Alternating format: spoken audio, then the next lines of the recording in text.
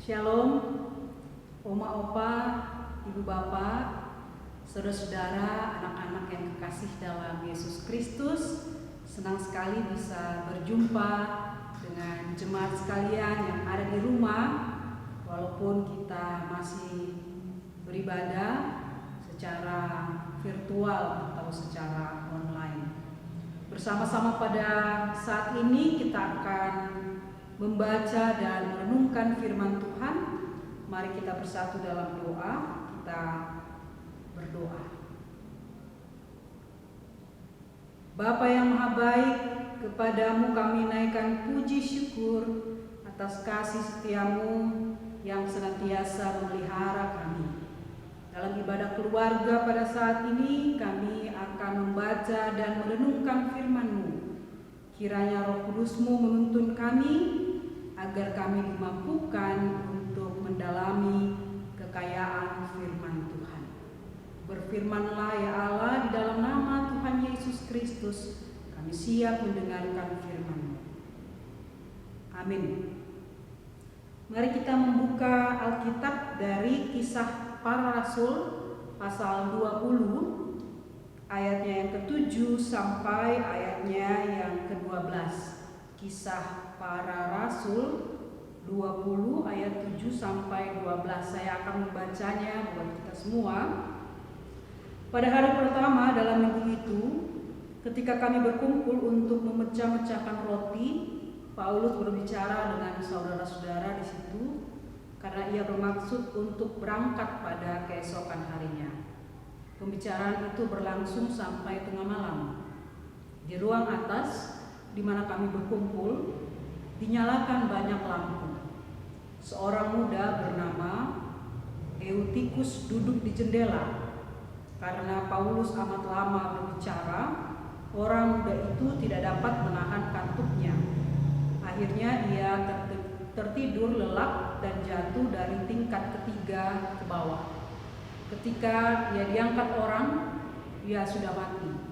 Tetapi Paulus turun ke bawah. Ia merebahkan diri ke atas orang muda itu, mendekapnya dan berkata, "Jangan ribut, sebab ia masih hidup." Setelah kembali di ruang atas, Paulus memecah-mecahkan roti lalu makan. Habis makan, masih lama lagi ia berbicara sampai fajar menyingsing, kemudian ia berangkat. Sementara itu mereka mengantar orang muda itu hidup ke rumahnya, dan mereka semua merasa sangat terhibur. Demikianlah pembacaan Alkitab. Berbahagialah setiap orang yang mendengarkan dan melakukan firman Tuhan dalam kehidupan setiap saat. Terpujilah Tuhan Yesus. Haleluya. Haleluya. Haleluya. Haleluya.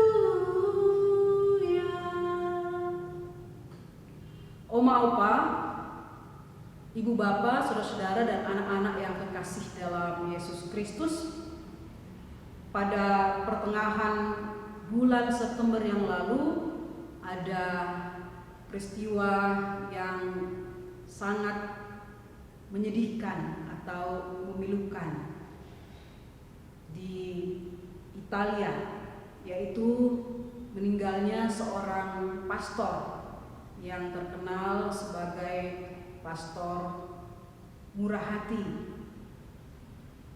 yaitu Pastor Roberto Malgesi. Ia meninggal karena ditikam berkali-kali oleh seseorang yang biasa dia beri makan dan tempat untuk tidur. Memang Pastor Roberto mengabdikan hidupnya untuk melayani mereka yang tidak punya rumah dan para imigran di Italia Utara. Apakah yang dilakukan oleh Pastor Roberto ini sia-sia karena dia justru ditikam oleh orang yang ia layani, orang yang ia kasihi, orang yang ia tolong atau orang yang ia bantu? Tentu tidak.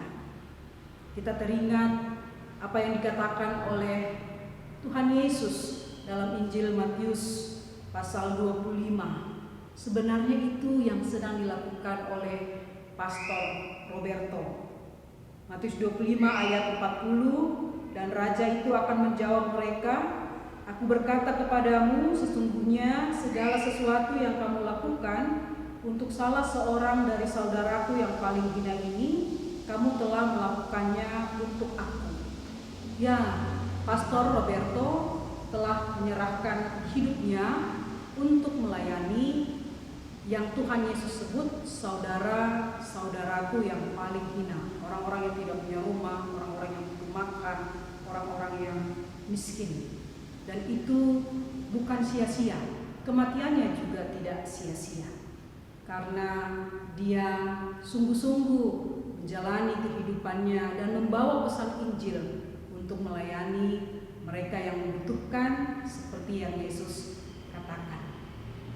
Keluarga yang kekasih dalam Yesus Kristus, dalam pembacaan kita tadi, kita sudah membaca bagaimana Rasul Paulus juga melakukan sebuah pelayanan, menyampaikan berita Injil tentang Allah, tentang kasih-Nya, tentang kuasa-Nya kepada jemaat pada waktu itu.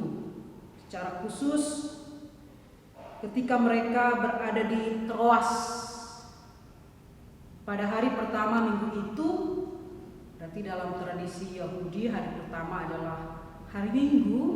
Hari Minggu dipakai oleh Rasul Paulus bersama-sama dengan orang Kristen pada waktu itu untuk perjamuan. Dan kemudian sebelum Rasul Paulus berangkat pada malam hari, mereka melakukan perjamuan bersama, dan sebelum perjamuan itu terjadi, dia mengajar mereka. Dan ada seorang anak muda, karena sudah malam hari, dia tidak bisa menahan rasa mengantuk. Kemudian dia tertidur dan terjatuh dari lantai 3 rumah itu, dan matilah dia. Rasul Paulus kemudian dengan kuasa Allah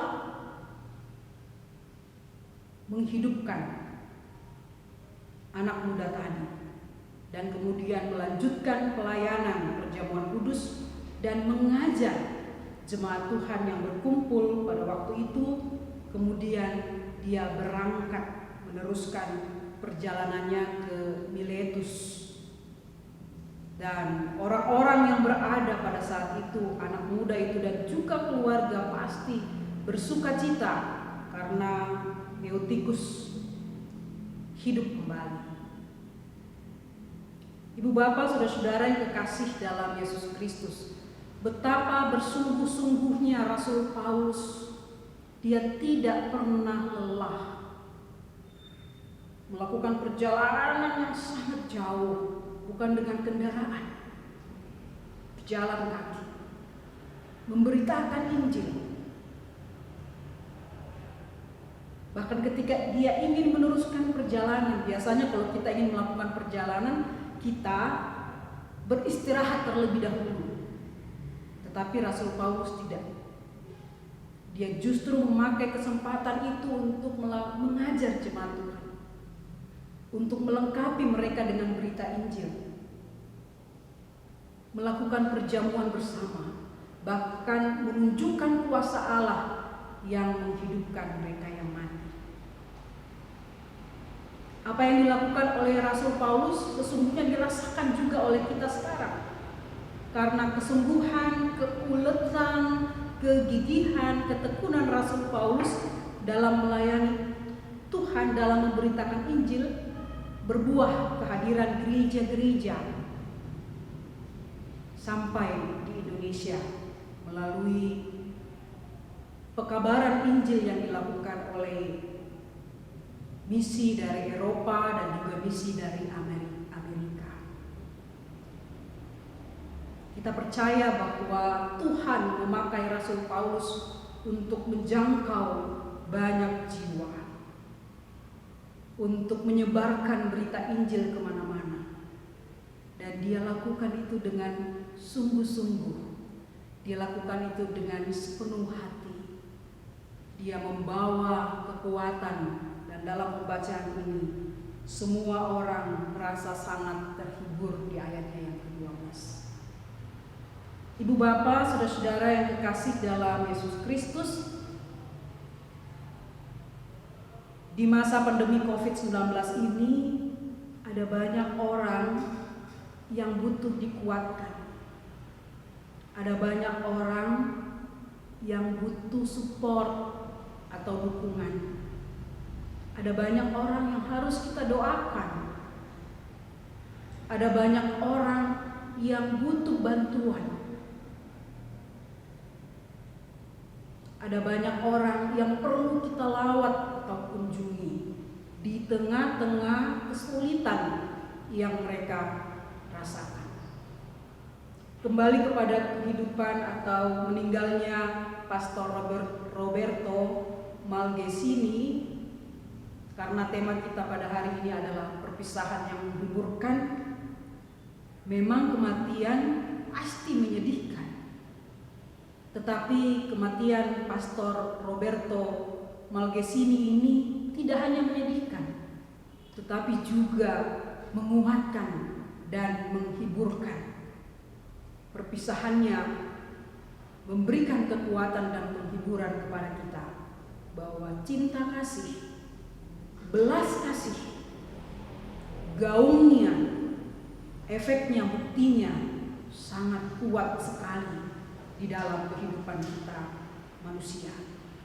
Paus Fransiskus mengatakan begini atas kematian Pastor Roberto, "Saya sedih tetapi sekaligus memuji Tuhan atas kesaksian sebagai martir amal kasih terhadap orang-orang miskin." Itulah sebuah kesaksian, sebuah kekuatan dan penghiburan yang disampaikan oleh Paus Fransiskus ketika Pastor Roberto meninggal. Dia sedih tetapi dia juga memuji Tuhan karena Pastor Roberto telah menjadi martir amal kasih yang melayani mereka yang miskin. Dan juga ada orang-orang yang memberikan kesan, baik koran maupun rekan-rekan sepelayanan. Apa kata mereka tentang Pastor Roberto? Uskup Oscar Cantoni katakan begini, "Kami bangga sebagai uskup dan sebagai gereja atas seorang imam yang memberi hidupnya untuk Yesus demi orang-orang kecil."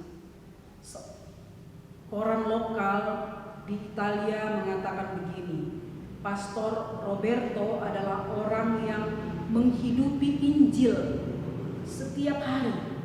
Jadi dia tidak hanya memberitakan Injil, tetapi dia menghidupi Injil, mewartakan Injil dalam tingkah lakunya. Pastor Andrea Messaggi mengatakan Roberto adalah seorang yang sederhana. Dia selalu membawa sarapan pagi untuk orang-orang kecil setiap pagi, dan karena itu memang dia meninggal ketika dia membawa sarapan pagi. Itulah dia ditikam berkali-kali sehingga tewas. Kata Pastor Andrea Messaggi, di sini semua orang mengenalnya, mereka semua mencintainya. Ini sebuah kematian yang indah, kematian yang mendatangkan kekuatan dan hiburan. Dan oleh karena itu ibu bapak dan saudara-saudara, oma opa, anak-anak yang terkasih dalam Yesus Kristus, seperti Rasul Paulus, seperti Pastor Roberto, mari kita terus beritakan Injil walaupun saat ini kita sedang berada dalam kesulitan. Kita mulai dari hal-hal yang kecil dan sederhana. Kita berdoa buat mereka yang membutuhkan. Jika kita punya berkat yang berlebih, bantulah mereka yang susah. Jika ada yang sakit, kunjungi dan doakan. Jika ada yang berada dalam kelemahan dan kehilangan semangat karena kesulitan kehidupan, support dan doakan mereka. Kita bisa menjangkau mereka melalui WA, melalui telepon, atau kunjungan secara langsung. Jika itu memungkinkan. Ada banyak cara yang bisa kita lakukan untuk memberitakan Injil. Tuhan dapat memakai warga jemaat, ibu bapak, saudara-saudara, oma opa, anak-anak, para presbiter, pengurus ke-6 Pelkat, pelayan PAPT, BPPJ, panitia,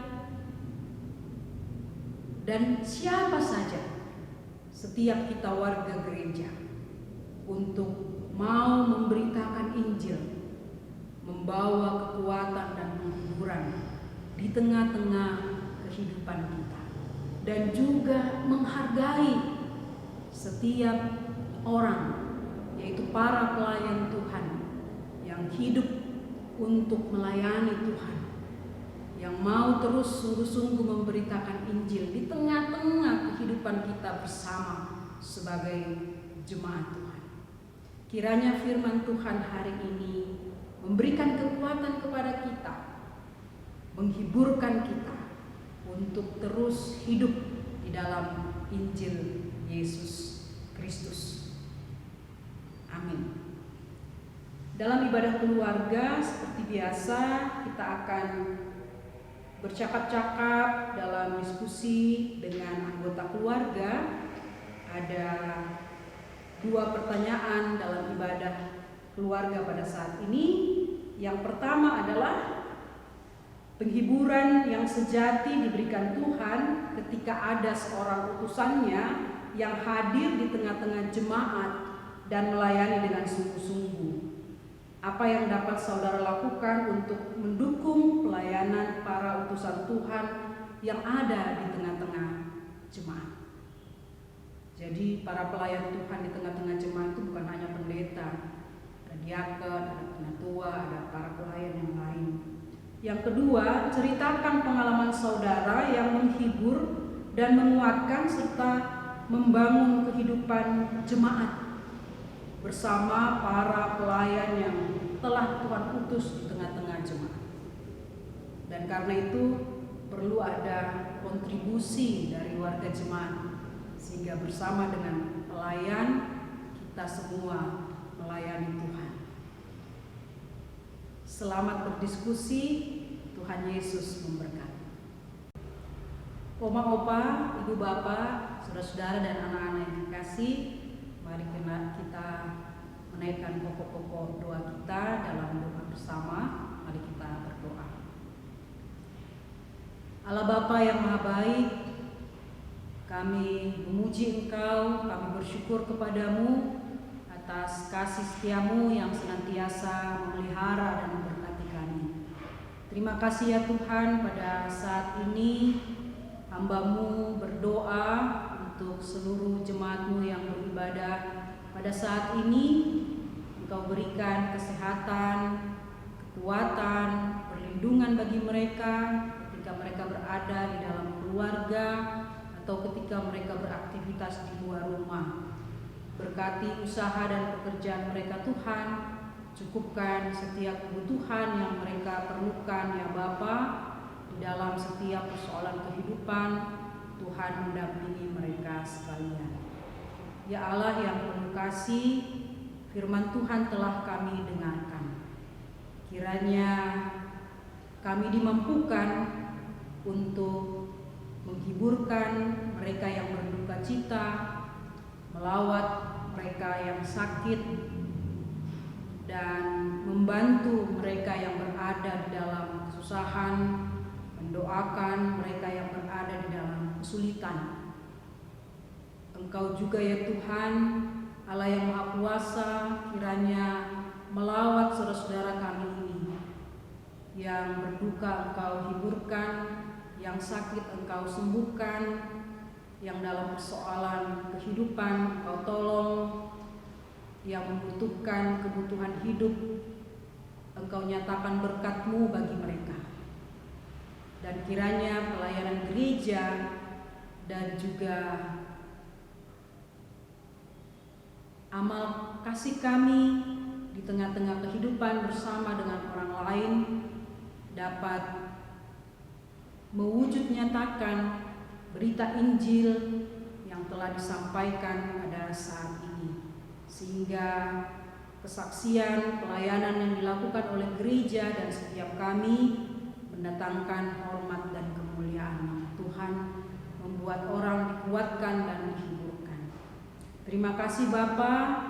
Kami doakan setiap orang yang mengabdi di tengah-tengah kehidupan masyarakat, para dokter, suster, perawat, tenaga kesehatan, pegawai rumah sakit, petugas pemakaman, gugus tugas atau Satgas COVID-19, Polri, TNI, pemerintah kami, para pemimpin kami Bapa, karuniakan kepada mereka perlindungan, karuniakan hikmat dan kebijaksanaan, berikan kesehatan, kekuatan Tuhan, karena mereka sedang melakukan tugas yang besar untuk melayani masyarakat di tengah-tengah kehidupan kami di Indonesia ini.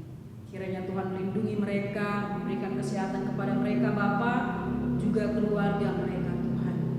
Dan biarlah pandemi ini boleh kami lalui untuk saling mendukung rasa persaudaraan dan kesatuan yang tinggi, tolong-menolong dan gotong royong, kebersamaan yang kuat, sehingga melewati pandemi ini kami sungguh-sungguh boleh saling mengasihi, melayani, dan membantu satu dengan yang lainnya. Terima kasih ya Tuhan, Engkau memberkati Indonesia, negara kami, secara khusus kami masyarakat Indonesia, supaya tetap patuh melakukan protokol kesehatan ya Bapa. Kami doakan negara kami ini Tuhan supaya pulih dari COVID-19 Tuhan. Biarlah pengadaan vaksin boleh berproses dengan baik sehingga boleh hadir di tengah-tengah negara kami, tentu dengan harga yang dapat dijangkau dan bisa ada di mana-mana sehingga boleh melayani kesehatan seluruh masyarakat Indonesia. Terima kasih ya Tuhan, kami serahkan seluruh kehidupan kami ke dalam tangan kasih-Mu ya Tuhan. Dan biarlah Engkau memberkati seluruh jemaat-Mu yang sedang beribadah pada saat ini. Biarlah damai sejahtera Allah yang melampaui segala akal, kasih Tuhan Yesus Kristus dan kuasa Roh Kudus memberkati kehidupan jemaat sekalian sekarang sampai selama-lamanya. Amin.